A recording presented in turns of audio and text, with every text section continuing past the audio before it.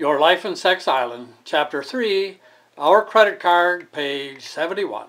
I break in here at a later time, 11/5/2008, the day after Obama has been elected.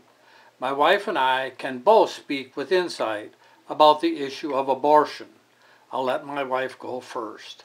She can remember huddling with her two sisters on a couch while her father beat and beat and beat her mother over and over and over.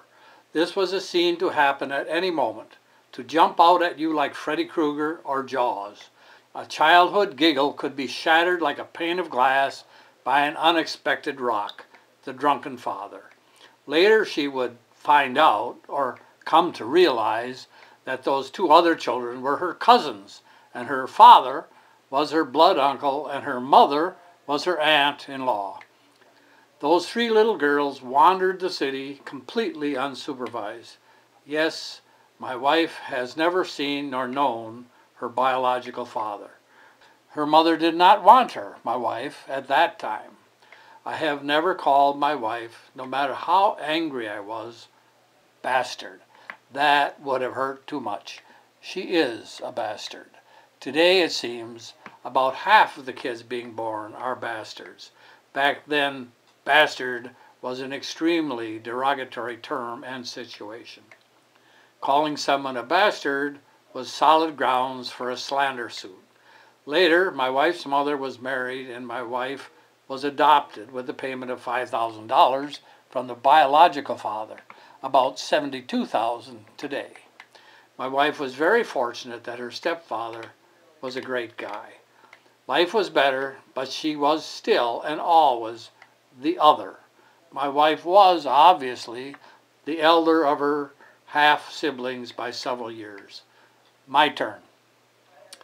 Some of this, I apologize, will repeat some things mentioned elsewhere. I am the youngest of my living siblings. I had one younger brother who was stillborn. How much has the world missed him? Not at all. He might have been, God knows what, but he wasn't. He died. He was never a child. He wasn't forgotten. He was and is unknown.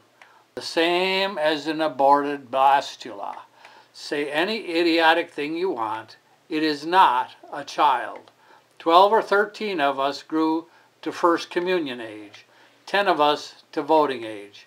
I apologize that I don't know the complete family history. A lot happened before I was born. I was born a non-person in the depths of the first Great Depression. My parents had been trying to kill each other for at least 20 years before I was born. My oldest brother Al, 20 years older than I, one time described to me how the old man had gotten the scar on his nose. Al, as a teenager, had a broken arm which was bound with a metal splint. There was a standoff between him and the old man, my brother, to protect our mother. The old man thought he might be safe because Al was incapacitated with a broken arm. The old man took a chance and started to beat Mother. Al hit him a couple times. Ergo, presto, the gaping nose wound from the metal splint. So, if Al at that time was 13 or 14, there must have been at least 3 or 4, maybe 5 of us born after that yet.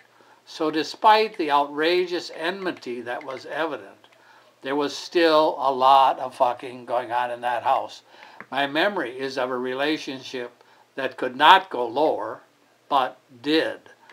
The atmosphere was, as I have heard the front line of a battle described, long periods of idle tension, broken by surprise violence, blood, body blows, beatings, and broken bones. Then the slick-down parade into church on Sunday. My parents, in my opinion, were peasants in the worst meaning of that appellation. The old man had the lowest of the mill jobs. He often drank his paycheck and came home penniless. I remember once my mother called a cab and went to the bar where the old man had cashed his check. How did she know which one? She came home with the check. I once began to read Angela's Ashes, but it was all just too familiar. I could not go on. My parents followed all the trappings of the Holy Roman Catholic Church. and only those tenants which were convenient. Anything requiring moral effort was unknown.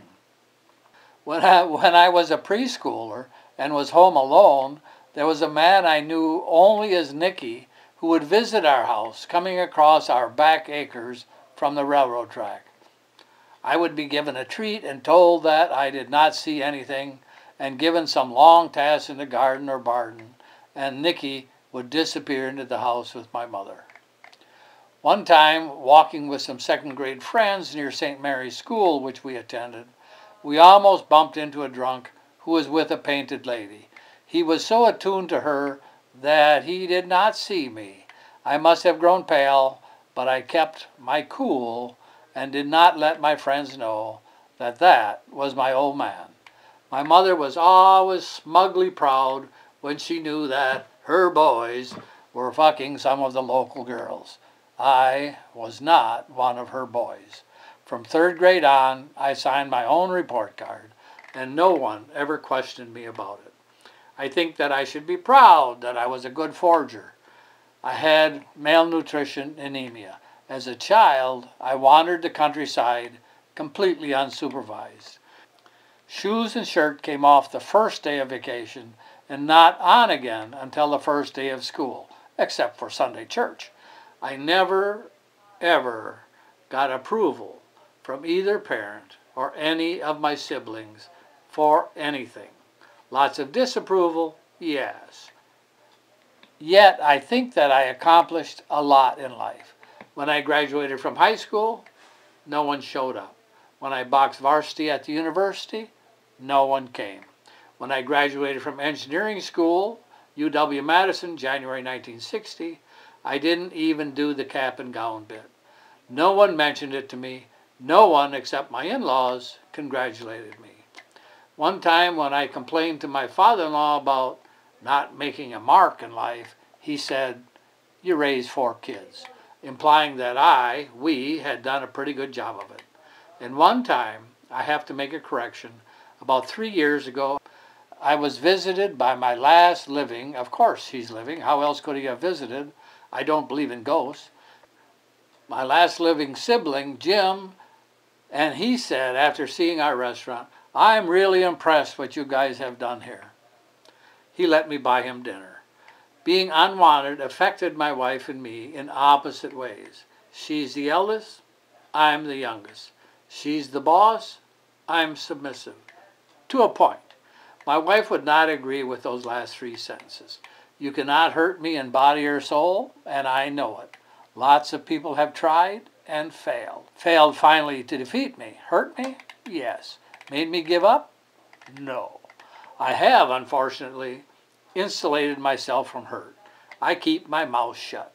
I don't speak my mind until I have had a long time to think about it and make sure that I am right and cannot be challenged in the matter in hand. Sometimes I used to bring up a question that my adversary thought had been put to bed the day before or more, and he or she was pissed off. There are also lines over which I cannot be pushed. This regrettably gives the impression that I am slow and will not stand up for myself. And then an adversary finds that I am immovable, to his surprise and dismay. Still, people are fond of me and admire me when they don't have to compete with me. We have to stop here. Please purchase my book, Your Life in Sex Island, by clicking on the link in the description below. Thank you for watching.